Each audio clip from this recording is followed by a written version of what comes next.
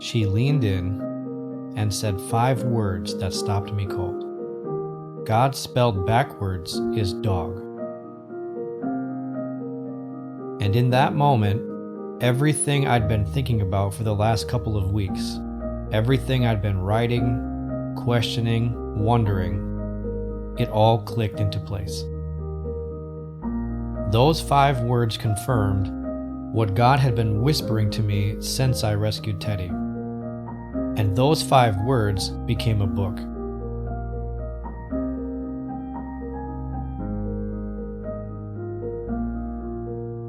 Hey, I'm Theodore Kopek. Most people call me Theo. And this is the Divine Palindrome, Stories Before the Book. If you're joining me for the first time, welcome. Over the next 8 weeks, I'm sharing the stories behind my first book, God Dog, the Divine Palindrome, which releases on January 1st, 2026. This isn't a typical book promotion podcast. I'm not going to read you chapters or give you a summary. Instead, I'm sharing the moments that sparked the writing. The stories with my rescue pit bulls that changed how I see God, the theological questions that kept me up at night, the failures and breakthroughs that made this book necessary. Some of these stories are in the book, most of them aren't, but all of them led to January 1st. Today's episode is about that Sunday morning. About the stranger who said 5 words. About the moment I knew this message had to become something bigger than my own journal entries. Let's start with how I ended up at the church in the first place. So, I have this routine on Sunday mornings. I take Teddy, my current rescue pit bull, to a coffee shop, and then we wander around Austin. On this particular Sunday, just over a month ago now, I took Teddy with me to a coffee spot just north of Austin, near this venue I'd been to before. Once we finished, we started to walk there. It's one of those trendy Austin places, indoor-outdoor sports bar, meets music venue, meets community space. But today, there were police directing traffic, signs everywhere, and people streaming in dressed, well, like they were going to church. And as we're walking by, I think, wait, there's a church service here at the sports bar? Teddy and I had been to this place a number of times. I never knew. So I walked up to this couple on the sidewalk who are greeting people and I ask, "Is there really a church service here?" And they light up, "Yes, do you want to come in?" I said, "Well, I'm out here with my dog. Will they allow me to bring him in?" So she confirmed with the staff and said, "Yes, you can bring your dog." Now, I've been following Jesus for over 20 years. I'm not church shopping. I wasn't looking for a new spiritual home. But something in me said, go in. So Teddy and I went inside. And it was actually great. The worship was authentic. The message was solid. Teddy settled in, mostly. People kept stopping to pet him, which he loved. But here's what I couldn't shake during the entire service. Over the last couple of weeks, I've been thinking about this idea. This concept that the relationships I've had with my dogs, it teaches me things about God. And the relationship they have with me, it teaches me about how to love God. It's like there's this mirror. No, not just a mirror. A palindrome. The relationship works in both directions, and the reflection shows you something you couldn't see any other way.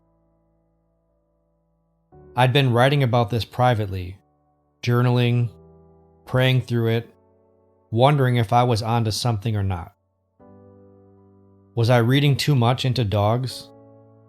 Was I making theology out of pet ownership? Was this just me projecting meaning onto something simple? But the more I paid attention, the more I saw it. God showed me something through Blue, a previous rescue pit bull who died 4 years ago. God teaching me new things through Teddy, my current dog who has his own story of abandonment and trust. And I kept coming back to this thought. I need to write about this. But I wasn't sure. I wasn't certain. Until that Sunday morning. So the service ends, Teddy and I are heading out, and there's this woman standing near the exit. Another greeter at a different entrance. She waves me over. Hey, how was your experience? What brought you here today? And I gave her the short version.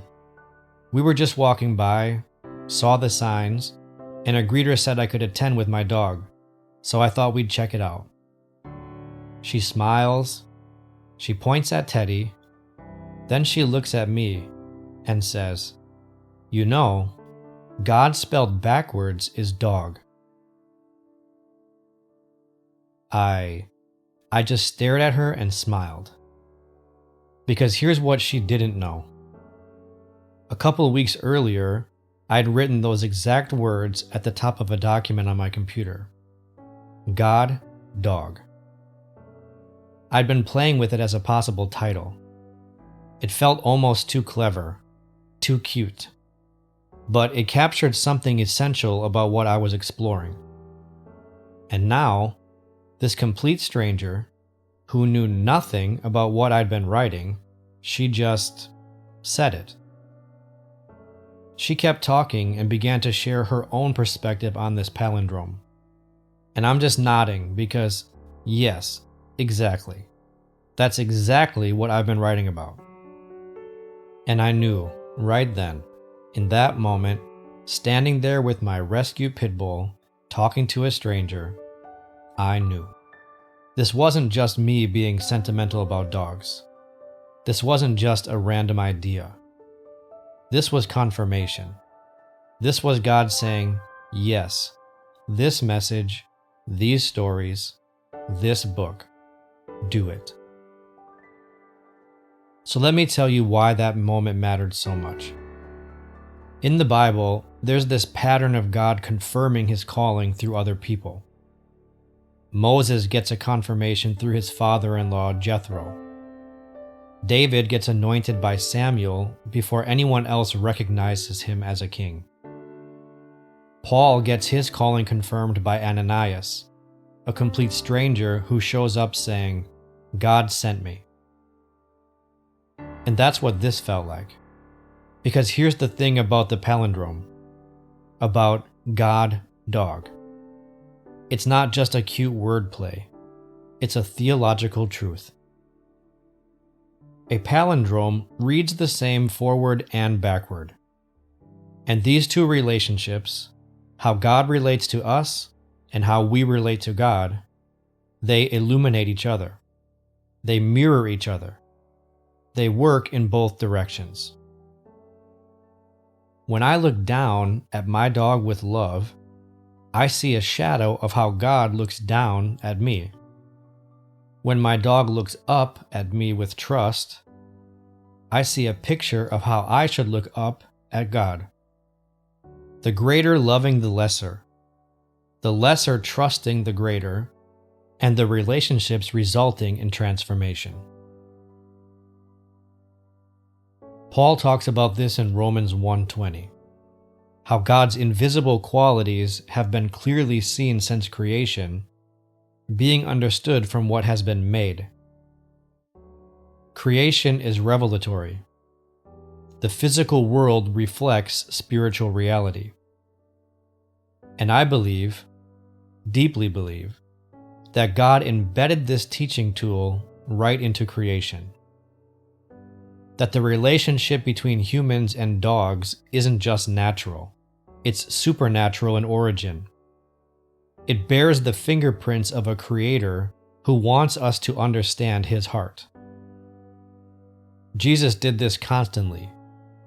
He looked at creation, at seeds and soil, at sheep and shepherds, at fig trees and fishing nets, and he said, "Look, see, this shows you something about the kingdom." And I think he's doing the same thing with our dogs. Your dog's unconditional love for you, that's showing you something about God's agape love for you. Your dog's instant forgiveness when you accidentally step on their paw, that's showing you how God forgives, completely, immediately, without holding grudges. Your dog's joy when you come home, that's the father running toward the prodigal son while he's still far off. This isn't about being sentimental. This is paying attention to what God has been showing us all along. Now, here's what I couldn't do in that conversation with the stranger. I couldn't tell her about the 13 months I spent watching Blue recover from generalized mange. How painful it was for him. How he couldn't understand why I was causing him suffering. And how it taught me everything about God's discipline and healing. I couldn't tell her about Teddy's first nights in my home. How he slept under the bed, hidden, protecting himself. How he gradually moved closer. How he now sleeps just outside my room where he can see me. And what that taught me about learning to rest in God's visible presence. I couldn't tell her about the moment I dropped Teddy's leash during a walk and he didn't run. He stayed. Not because he was forced to, because he chose to. And how that unlocked the paradox of Christian freedom for me. I couldn't tell her about the parallel paradoxes. How dogs become most fully themselves, not through independence, but through dependence. How we become most fully human, not through asserting autonomy, but through surrendering to God. That sidewalk conversation was 5 minutes. This book is also a quick read, but with deep impact. This isn't just dogs are nice and God is good. This is serious theology explored through real relationship. It's memoir meets systematic theology meets practical spirituality. Over the next 7 episodes of this podcast, I'm going to tell you some of those stories. The ones that didn't fit in that 5-minute conversation. The ones that made me realize this book had to exist. But I'm not going to tell you everything, because the book tells the complete story. And really, the book tells it better than I can in these episodes. So, if this episode resonated with you, or any of your dog-loving, Jesus-following friends come to mind, God Dog, the Divine Palindrome, releases on January 1st, 2026. That's less than 8 weeks away. You can pre-order the ebook right now on Amazon at a pre-release discount. And here's what I've recently learned about pre-orders. It helps me understand this message resonates, if people want this book. And I also learned it's how Amazon decides to show it to more people who might benefit from it. The link to the pre-order is in the show notes, or just search Amazon for God Dog Divine Palindrome Theodore Kopech. I promise you'll find it. It's the one with the most handsome pit bull you've ever seen on a cover, with one ear always on duty.